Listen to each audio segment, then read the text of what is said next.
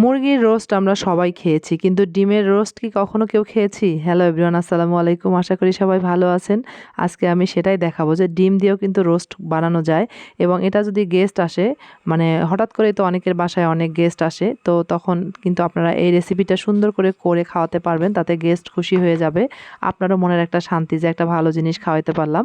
তো দেখেন, প্রথমে আমি ডিমগুলো ভেজে নিচ্ছি। এরকম ফ্রাই প্যান না থাকলে কোনো সমস্যা নেই, আপনারা নর্মাল ফ্রাই প্যানে ভেজে নিতে পারেন, তাতে কোনো সমস্যা হবে না। তো আমার ঘরে যেহেতু এরকম ফ্রাই প্যান ছিল, যার কারণে ডিমটা এরকম করে ভাজা খুবই সুন্দর হয়ে যাচ্ছে, দেখতেও ভালো লাগতেছে এটা। আর এটা পারফেক্ট যেভাবে মানে রান্না করার জন্য দরকার সেভাবেই সুন্দর ভাজা হয়ে যাচ্ছে। তো আমি ৪ টা ভেজে নিয়েছি, আরও ৪ টা নিলাম, কারণ আমার বাচ্চারা ডিম বেশি পছন্দ করে, এইজন্য যাতে ২ বার খেতে পারে এইজন্য ৮ টা ডিম নিয়ে নিলাম। তো এখানে কিন্তু ডিমগুলো ভাজা হয়ে গিয়েছে, আর এখানে আমি পেঁয়াজ বেরেস্তা করতেছি। তো রোস্ট যেভাবে রান্না করি ঠিক ওইভাবেই। তো পেঁয়াজটা আমার ভাজা হয়ে গিয়েছে, এখন আমি কিছু পেঁয়াজ আর কাঁচামরিচ এখানে ব্লেন্ডার করে নিয়েছিলাম, সেটা দিয়ে দিলাম। একটু আদা রসুন বাটা দিয়ে দিলাম। তারপরে একটু নেড়েচেড়ে নিয়ে তারপরে এর মধ্যে একটু গরম মশলার গুঁড়া দেবো, কারণ গরম মশলা আস্তটা না দিয়ে গুঁড়াটা দিলে বেশি ভালো হয়। তো এখানে স্বাদ মতো আমি লবণ দিয়ে দিচ্ছি, আর মরিচের গুঁড়া দিয়ে দিলাম, যেহেতু কাঁচামরিচ একটু দিয়েছি। তো যেটা বলছিলাম যে গোলমরিচ সরি, আর গরম মশলার গুঁড়া, এখানে জিরার গুঁড়া, ধনিয়ার গুঁড়া দিয়ে এখন মশলাগুলো সুন্দর করে একটু নেড়েচেড়ে নিয়ে এটা একটু কষিয়ে নেব সুন্দর করে। তো এখানে আমি সামান্য রোস্টের মশলা দিয়ে দিলাম, রোস্টের একটা ফ্লেভার আসার জন্য। আগেই বললাম যেটা হচ্ছে ডিমের রোস্ট। তো এখানে আমি সামান্য পানি দিয়ে এখন নেড়েচেড়ে এটা ঢেকে দেব। দিয়ে এটা মশলাটা যখন কষানো হবে তারপরে ডিমগুলা দিয়ে দেব। তো যেটা বলছিলাম যে বাসায় যদি গেস্ট আসে এটা অবশ্যই বানিয়ে খাওয়াবেন, আর নিজেরাও বানিয়ে খেতে পারেন। আমি তো আমাদের নিজের জন্যই বানিয়েছি। তো মশলাটা কিন্তু কষানো শেষ হয়ে গিয়েছে। তো এর মধ্যে এখন আমি গরুর দুধ, এটা খুব ভারী করে জাল করে নিয়েছিলাম, মানে ঘন করে। তো সেটা এর মধ্যে দিয়ে দেব। তো এটা কিন্তু দেখতেই পাচ্ছেন যে দুধটা কিন্তু অনেকক্ষণ জাল করেছি আমি, যাতে এটা সুন্দর মানে ভারী হয় আর কি।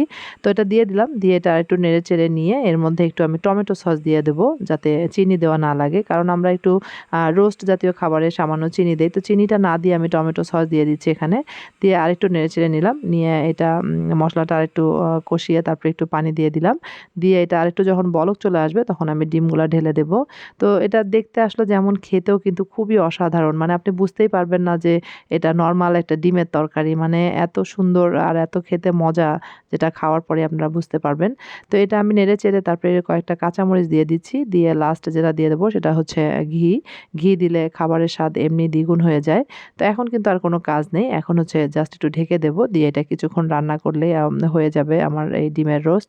তো দেখতেই পাচ্ছেন খুবই চমৎকার হয়েছে। কালারটাও মাশাআল্লাহ খুবই দারুণ এসেছে।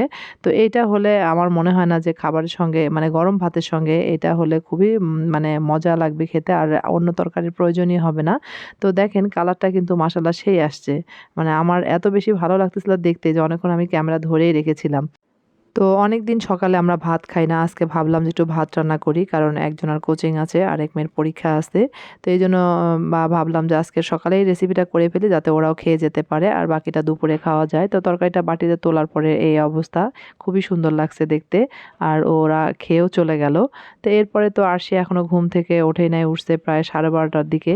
তো সে খেতে বসেছে। তা আমি বললাম যে, "এত দেরি করে কেন উঠেছো?" পরীক্ষা যেহেতু শেষ, তার ঘুম ছাড়া তো আর কোনো কাজ নেই।